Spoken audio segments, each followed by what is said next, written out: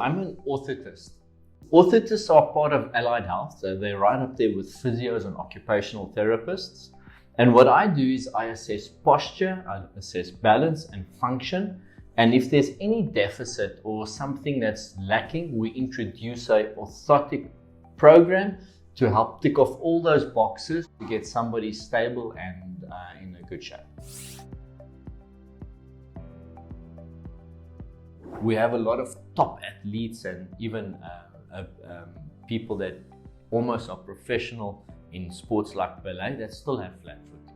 So to imagine that they didn't do their best to prevent flat foot, obviously it doesn't make any sense. But what you can do to prevent the deficits of flat foot, so when a child does have a flat foot, to intervene conservatively with something like a pediatric orthopedic shoe, which is going to have an immediate benefit to their actual posture. And if something more significant or more aggressive is needed, like a custom insole or a prefab insole like this one. But for the vast majority of times, a flat foot will benefit from a regular, high top, good quality orthopedic shoe. At what age should parents look at their child's feet? I think it's important to understand there's a lot of ambiguity. When you look at a child's development and you look at the foot particularly, adults have a bursa, have a pad under their heels, which is the calcaneal bursa. With a child at age 1, 2, and 3, that bursa, that fat pad, is over the full foot surface.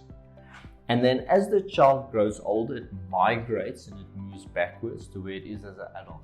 So all children have flat feet up to age 3. Now to intervene and put an arch into that foot actually is going to cause issues because you're influencing the development of that fat pad. So what's better and what's more advisable is to look at the foot from the back. If the heel bone is collapsed and is dropping down, then parents should be concerned and they should speak to their healthcare provider. Now, at what age is it important? I think at any age. As soon as a child starts walking, parents need to look if their child is attaining the milestones that they should. If they're not and they have a severely pronated flat foot, which is from the back, the heel dropping and the knees together in a knock-knee presentation, they should speak to their pediatrician. If that child has a foot presentation that needs support, then a shoe has a direct influence on that child's posture. And it's as easy as putting the shoe on the foot to see what it does for the actual posture of the foot and the knee and the hips. Now, how important is that in development? My personal opinion is it's very important. If you can afford to give your child a good shoe, that is going to be a sound investment. This is definitely going to be beneficial, specifically to the child with a more flat foot presentation. It's not going to inhibit their function in any way. The benefits of a good orthopedic shoe is that it actually holds the heel up nice and stable. So when you're looking at it, it's not providing arch support. It's actually just holding the back of the heel in a nice controlled way.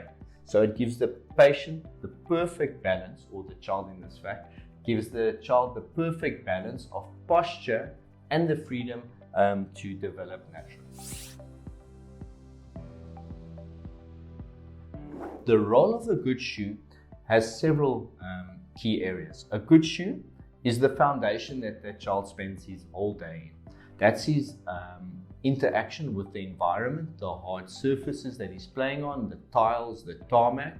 And at times, children need a little bit more support. A child with a more pronated flat foot will get the added benefit from a posture and a control that a good quality pediatric shoe can offer.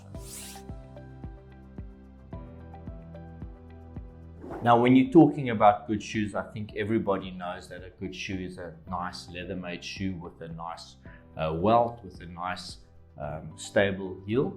But it's impossible to stop children from wearing flip-flops or these rubber shoes.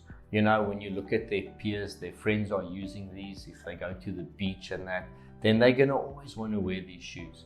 Now, it's not a problem as long as a child with a more flat foot doesn't wear this excessively and doesn't spend their whole day in a shoe like this. I think the consensus is pretty much across all specialists that a child should, as far as possible, spend most of the day in a good pair of shoes. Firstly, when you're looking at the foot, you often look at the back of the foot, the heel and the calcaneus and the actual ankle joint, but the forefoot is just as important. The foot, as it goes through normal running and walking, goes from an open to a closed chain to an open chain movement. And in this movement, the foot actually moves. The forefoot bones are actually splayed, where they go from a certain width to a different width. So it's important that parents always test shoes with the child standing up and not sitting down. And if the child has a forefoot that's a little bit broad, then it's important they choose a shoe that adequately provides room for that foot to be in a good shape, that the foot is not constricted and that the forefoot bones are not squeezed, because it's going to affect the posture, movement and development of that child's foot. Good shoe is only as good as it's constructed and as well as it's made. When you're looking at a pediatric shoe, imagine the huge amount of strain and stress and beating a child puts through a pair of shoes.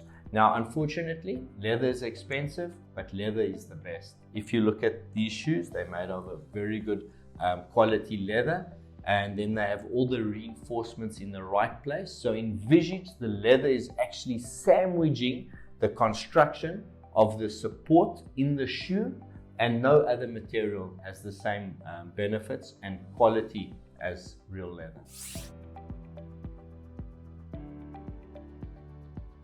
I have first-hand experienced the frustration moms have in being unable to get a shoe that adequately fits a SMO or AFO. The nice thing that I saw here, that PROTETIKA has this barefoot shoes, and when you remove the barefoot shoes insole, there's a heap of real estate, a heap of space inside the shoe, in addition to it being a wide shoe to fit a AFO. So it's a nice solution. You need to tell your orthotist that you'll have access to these shoes so that they can adequately design the heel height for it. But you can see even this SMO that hasn't been trimmed, that hasn't been fine tuned, fits very easy. And I've actually fitted this nicely on AFO. So there's a nice solution or a nice alternative for moms whose kids are wearing ankle foot orthosis or SMOs to get a pair of these barefoot shoes.